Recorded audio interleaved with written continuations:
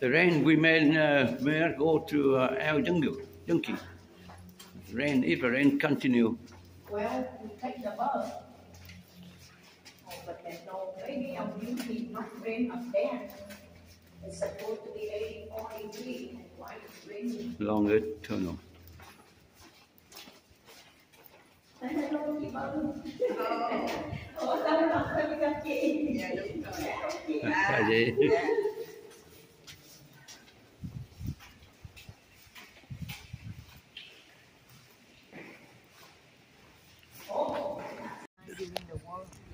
November 2nd? Con Rivera, last name của nó.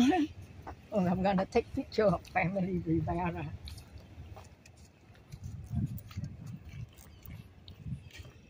That's an 18 something, huh? 1845? This one start? Oh, yeah, long time. 1845, this established. Property là property đó đâu. Toàn làm Mỹ không mà kêu. Xây ngon lành chưa?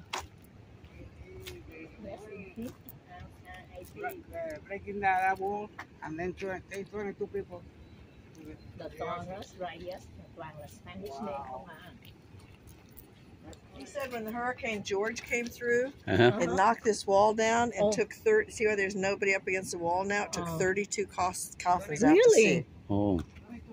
22 people. Có người cũng mới chết năm 2000 mà cũng chôn ở đây đó. There's somebody what just died 2000. New. Yeah. Must be expensive here, huh? So now they build a wall after the hurricane. The waves, 30-foot tall waves came. Oh, See the water damage on the, yeah. caves? The salt water damage. Mm, See how it even peeled back some of the concrete? yeah. Yeah. See, look at this. Yeah. Oh, okay. Oh, María risolta la icona da Iope e vedi Rio mm.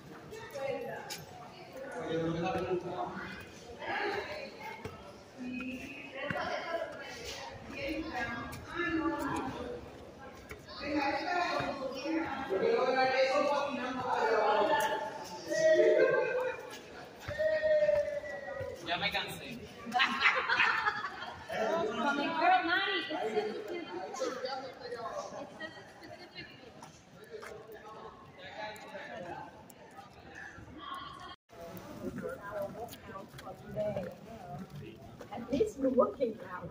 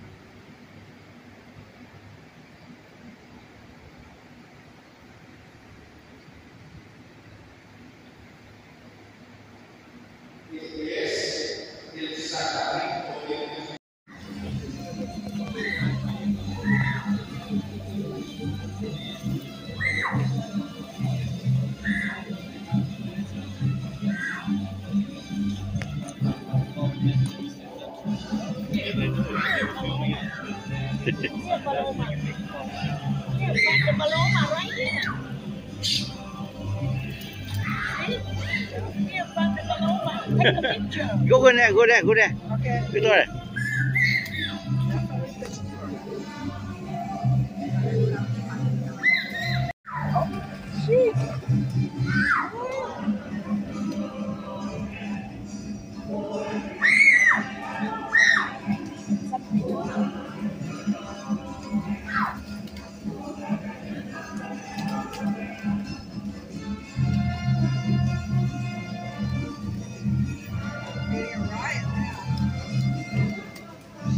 Oh.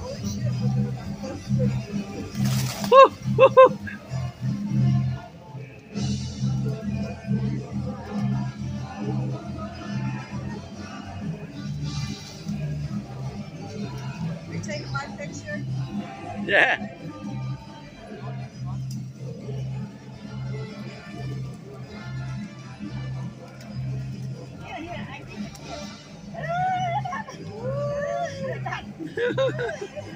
Oh, heavy. Come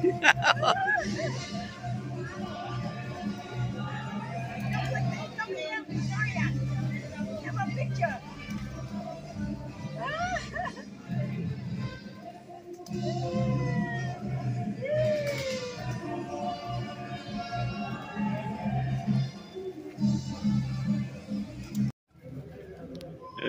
Okay.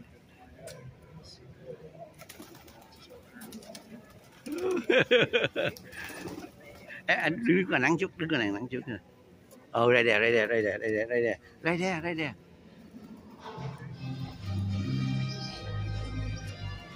Oh wow.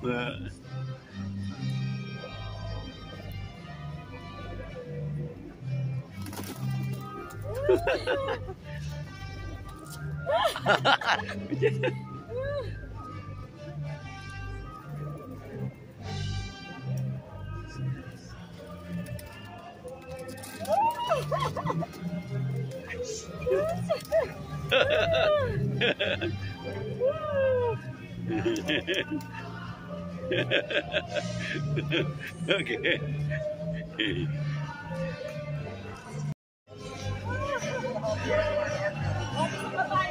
Rồi. Hello. Hello.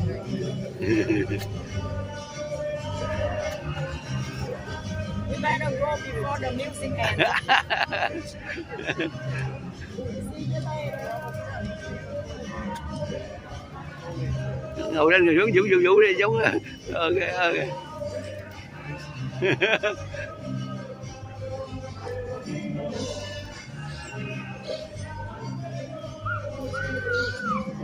Tay kia giơ ra đi, tay kia giơ ra, cho nó đậu lên.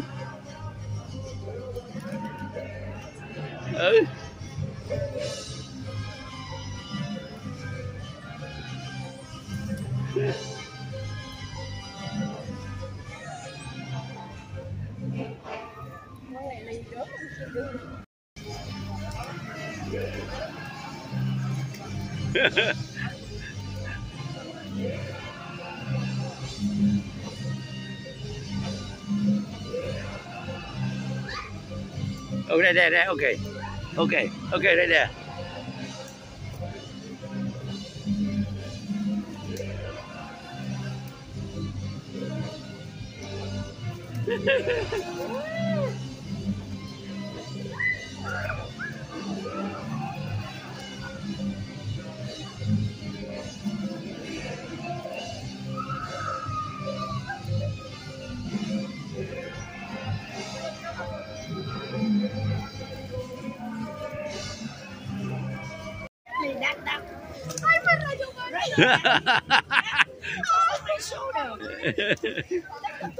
Okay, đây.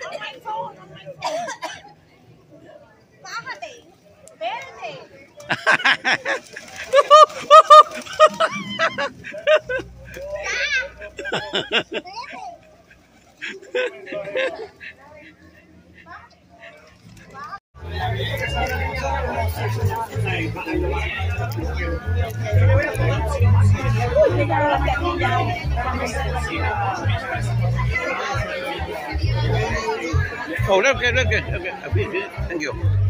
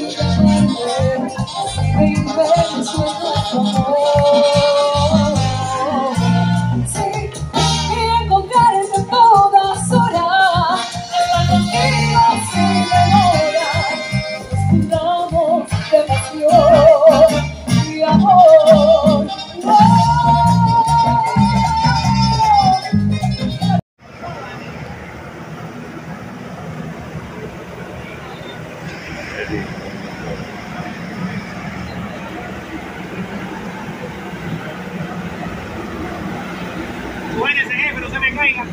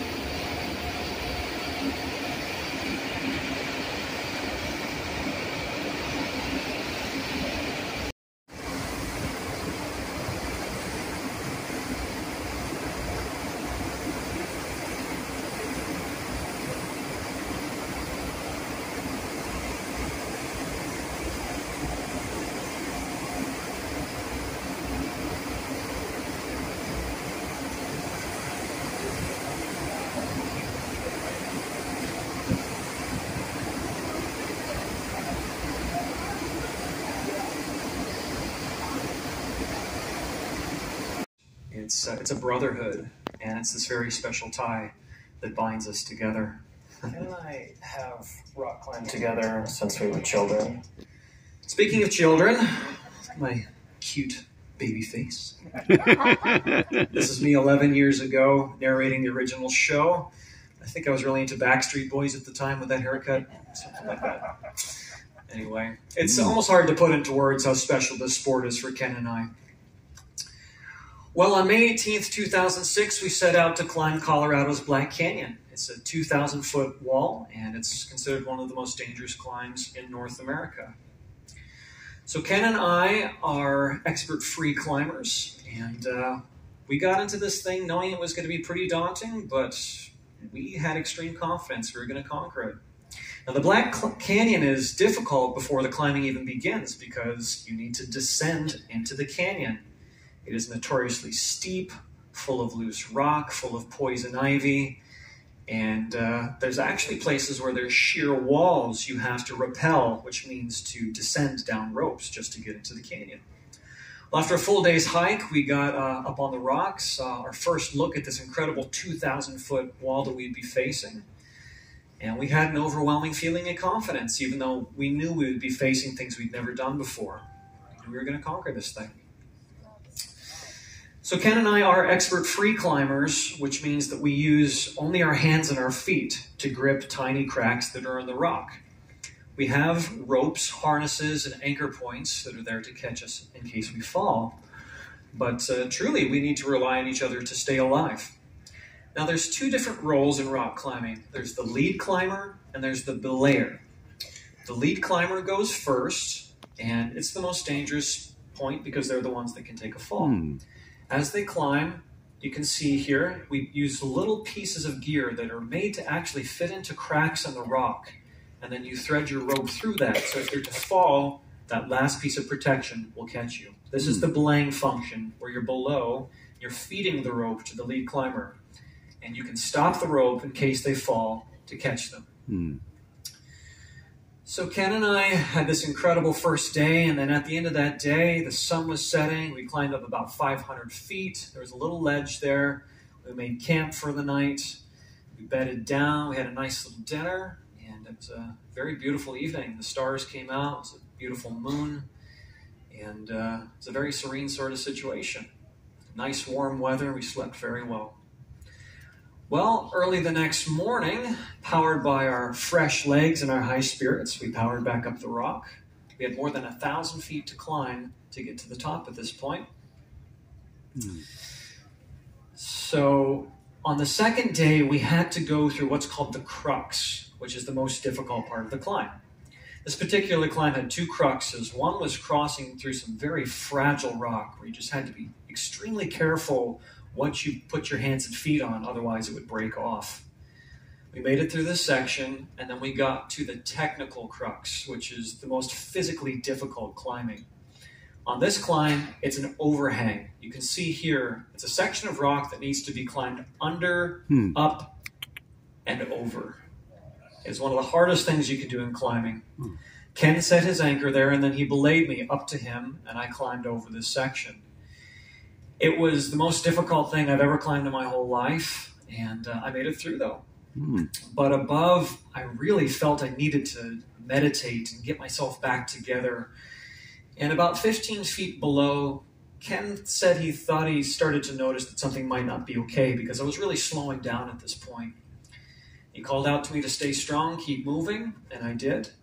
Now, I'm climbing through some rock at this point that's not that difficult, but very quickly, I get into this precarious position where I feel I need to rest, but I can't climb back down, and it's very difficult above me.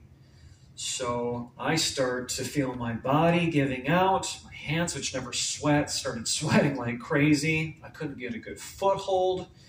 I knew I was going to peel off the rock, and so I yelled out to Ken very loudly what all climbers do, which is falling, and then he braced for me to fall. Falling! Took in the rope, and he prepared for impact. Craig! Oh! So let's ask the young narrator, Craig, again how he remembers this moment going. Craig. Oh my God. How was that? Oh my God. My leg was swelling pretty much immediately. It didn't look good. My very first thought was, well, I'll just get back up on the rock and start climbing. Maybe I can stand on it.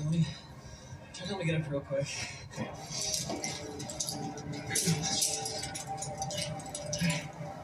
Wait on it. Oh, no. There's no way. So at this point, we realized that the climb decided how to get out of this. We were very low on food and water, and we realized that very quickly we were in the fight for our lives. So continuing up the rock is impossible. I can't climb any further, so we have no choice but to descend down to the ground and then make this incredibly difficult hike out. It's 1,000 feet down to the ground. Now, on these climbs, there are permanent fixed anchors that are metal drilled into the rock. What we do if you need to get off is you thread your rope through, and then you can descend down the ropes and then pull the rope. This happens about every 100 feet. Well, this first rappel was hellacious. I had never done anything like this in my life. With a shattered leg trying to do this, I went about 5% as fast as I normally could, and every time my foot or my leg hit the rock, I nearly blacked out from the pain.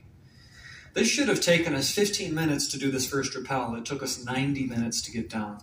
And every rappel after that was just as difficult. It should have taken us about an hour and a half to get to the ground. It took us 8 hours to get to the ground. And a big part of that is that our ropes got stuck several times. So as the sun was setting, it was getting dark, we finally reached the ground. That in itself was a huge accomplishment. And I was so stoked to be down at that point. I thought, well, maybe I should see if my leg is strong enough for the hike out. We've got a long ways to get out. So Ken kind of supported me, and I tried to put weight onto my right foot. If you've ever broken a bone before, I basically broke my leg for the second time at this point. And this was the most excruciating moment of the whole experience. It just kind of scraped and teared along the bone. Well, despite really hot temperatures, Ken and I decided to put our rain suits on. And this is because there was such dense poison ivy, we thought it would be a good idea to try and shield ourselves from the poison ivy with the rain suit. But at this point, we were totally out of food and water. So in retrospect, I don't know if I'd have done the same thing because it made me more dehydrated. As much as Ken could help me, he would, but for the most part, through the night, I was crawling on my hands and knees with a shattered leg. Now, we had several precarious moments, including having to ascend up these sheer walls where there's a rope hanging down. We'd just gotten over one of them, and I was climbing through some very slippery terrain. Right at the edge, I started to slip. Ken grabbed me by the back of my rain jacket, right by the hood. I was holding onto nothing, and my legs were dangling over the edge of this 100-foot drop. If Ken hadn't grabbed the back of my jacket, I would have definitely fallen to my death there. Well, hour after hour, we inched on along the trail, not even sure if we were going the right way sometimes. We would hit a dead end and have to turn back and find a different path. Now, at this point, I'm pretty much on the brink of collapse, and I'm hallucinating quite badly, almost to the point that I couldn't see physically what was in front of me. And then just as I'm feeling like giving out, we heard a faint but unmistakable sound coming from inside a little cave that was nearby. Wow. It's water. Yep. I don't know if you've ever been this dehydrated, but one little drop of water is just the greatest thing you've ever tasted in your whole life.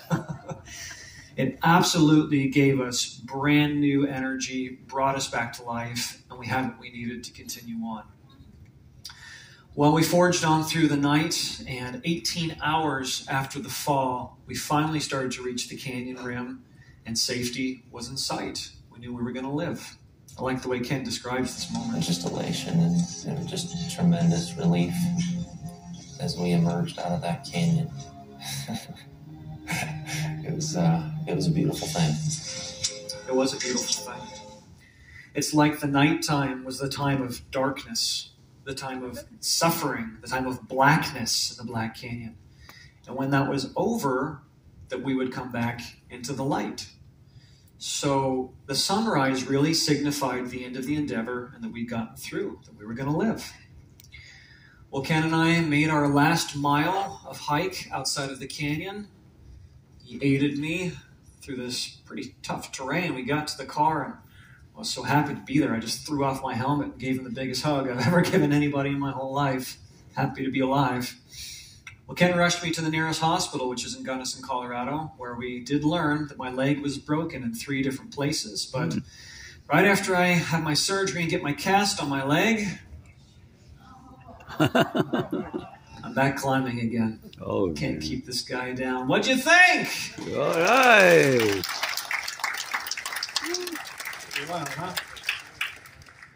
Sure is. Well, I have for the newspaper of me climbing with my cast on. And the photographer said, man, that would be incredible. So Ken set up a top rope and I gave it a shot. Actually, Ken took a video while he was doing it. You can see it right here.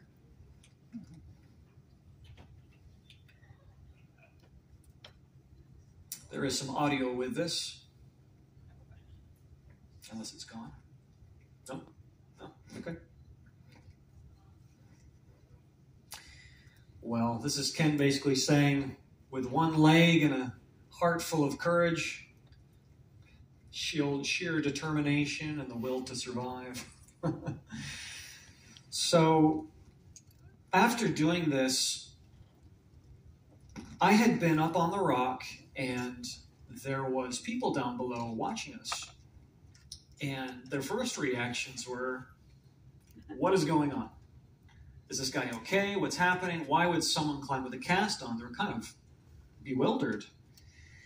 And wouldn't you believe it, I made it to the top of the rock safely. I got down safely.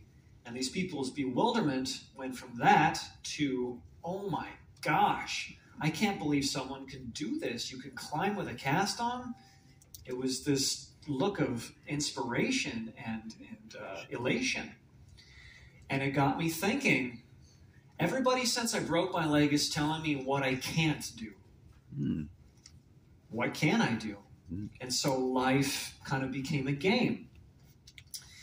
And the game was, how much can I do with a cast on my leg? Safely.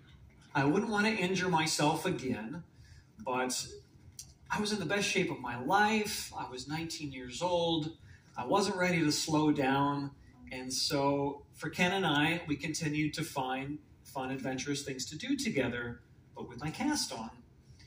And we found all kinds of little adventures. This is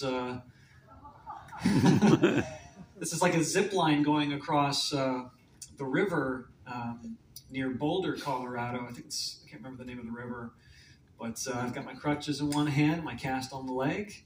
My buddy John is taking pictures going, what is going on here? But this whole mindset completely changed my brain chemistry, and it changed my physical body. I'll tell you why. I had been offered a job in Europe to play music with a band, and it was going to be just 6 weeks after the cast was put on. And my doctor told me, you have to wear this cast for at least 3 months before I can give you a walking cast. I called him up and I said, I can't take this gig if I go to Europe with a cast on. Can you please put on the walking cast early? And he said, there's no way you're ready for that. I said, please just check it out. Let's see. I came into his office and he examined my leg and he said, have you been seeing a different doctor? Have you had some special treatment I don't know about? I said, why? And he said, because your leg is healed after 6 weeks. We can take the cast off today. All right. He said, what have you been doing with yourself? I said, well, I'm not going to tell you all of it. But I've been more or less living like my leg was healed already. And he said to me, this is miraculous. I've read books, I've seen movies about these kinds of stories where people more or less see themselves living in the kind of body that they want to be in, and the body seems to work double time to catch up. And so for both of us, this was this very mind-opening experience to see what the body can do influenced by the mind. It's quite an amazing part of the story. So after only 3 months, I did my gig in Europe. Ken and I got back together. I came back to Colorado, and we climbed Rocky Mountain National Park. This is, 3 months after the accident. I had a 100% recovery of my leg, had a great surgeon, and we were right back at it. This was a 1,000-foot climb we did in Rocky Mountain National Park. So Ken and I decided that we still had our sights set on this incredible thing that we originally wanted to accomplish. Remember? We were training for El Capitan. So over the next year, in 2007, Ken and I got right back to it. Right where we left off, we went back to our favorite training places in Utah, in Nevada, and California. And with all this new information and experience we had from our accident, we thought we were absolutely ready to climb El Capitan. So in May of 2007, we headed to Yosemite Valley. And this is a climber's drawing of the nose of El Capitan. I like this because it doesn't show up on there, but in the bottom left corner, there's two shadowy images. One is the Eiffel Tower, and one is the Empire State Building. That gives you a gauge of just how high this climb is. It is the real deal, ladies and gentlemen. So Ken and I thought that we were going to be totally scot-free and have this amazing, easygoing climb on El Capitan after my accident. This is the first day I took this photograph. There was another accident. Luckily, it didn't involve us, but a climber had fallen 80 feet and compound fractured their femur. This helicopter airlifted them off of the nose of El Capitan, and I saw this helicopter bring its chopper blades within a foot of the rock to get this guy off. True heroes. These guys are true heroes. Well, despite this incredibly scary event, we pushed on because we didn't want to be deterred by this frightening first day. And although this scary event overshadowed the whole thing, we still had a great time. And we were totally prepared for everything that laid in front of us. You can see this great smile on my face. An awesome time. The photo on the left, you really get an idea of just how steep and exposed this is. El Capitan is unique because it's shaped like an hourglass, where this climb is called the nose. So it's vertical at a ramp, goes straight up, and then it overhangs for the last 500 feet. So the higher you climb, the more you're looking over literally dead space. Well, this is another ledge where we sleep. This is the final place where we slept for the night, making our last push to get to the top on our fourth and final day of climbing. You can see, still got a smile on my face. And after everything I'd been through in the Black Canyon, with shattering my leg, my recovery, another year of training, returning to Yosemite Valley, having this scary first day, 4 days and 3 nights on the rock. Can you believe it? Ken and I reached the summit of El Capitan. We accomplished that.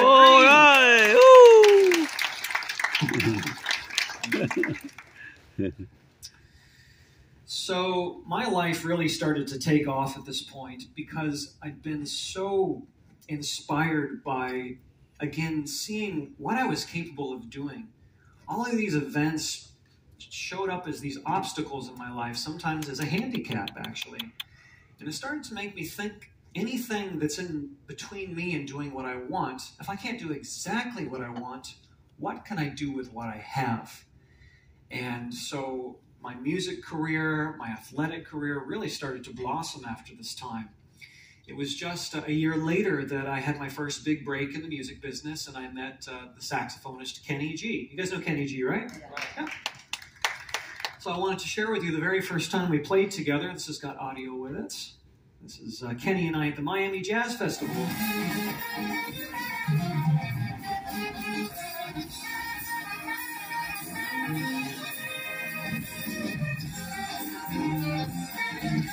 Look at that hair.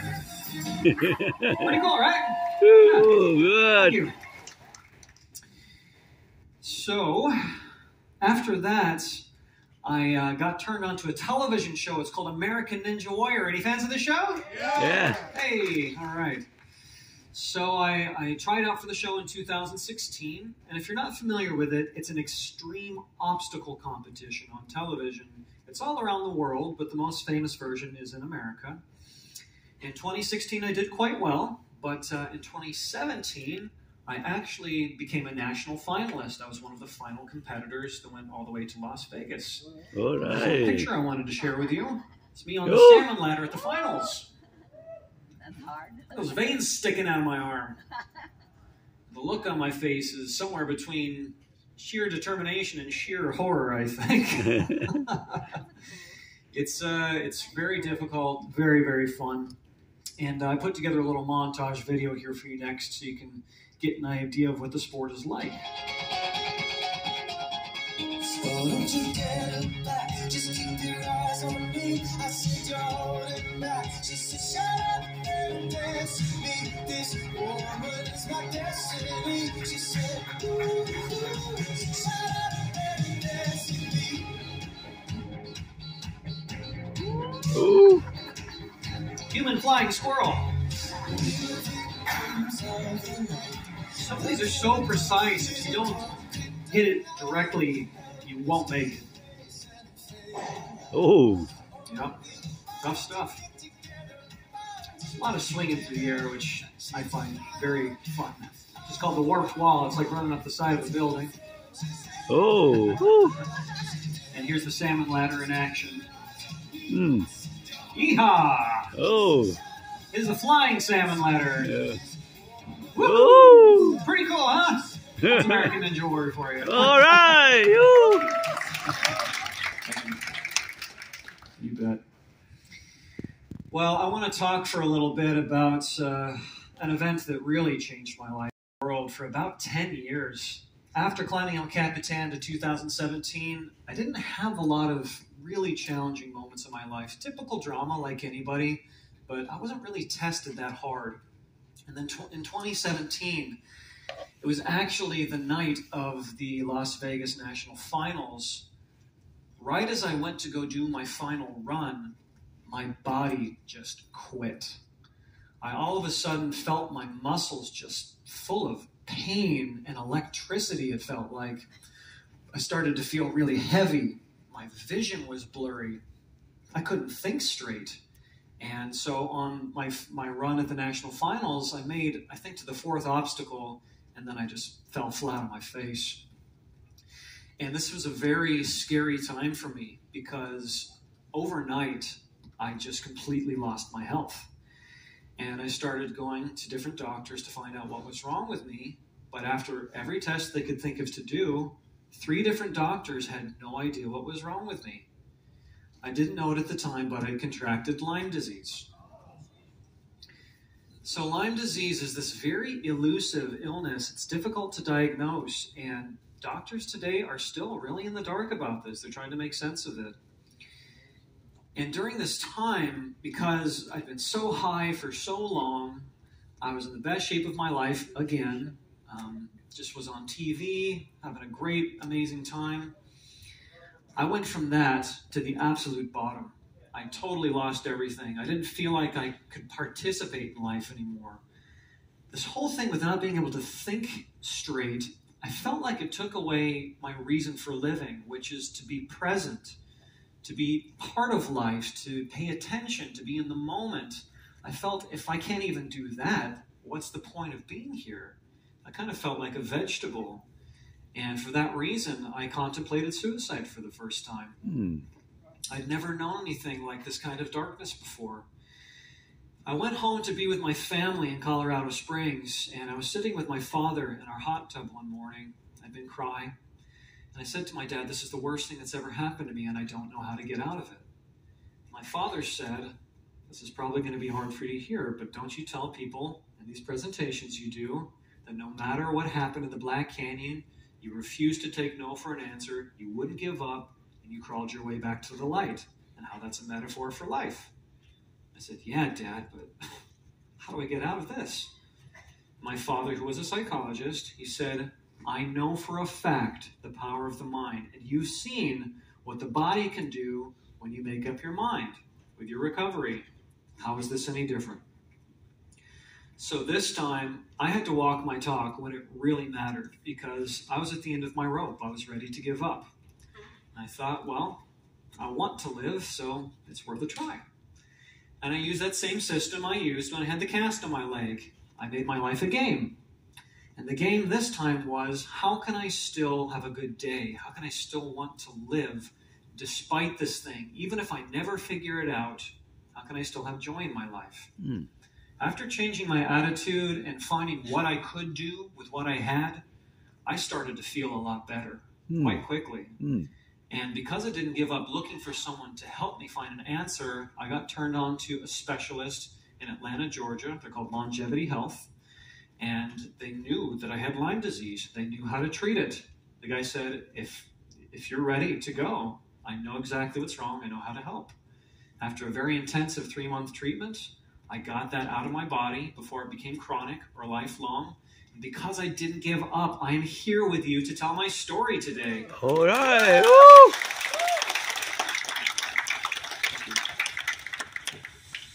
Well, I want to share one more video with you here.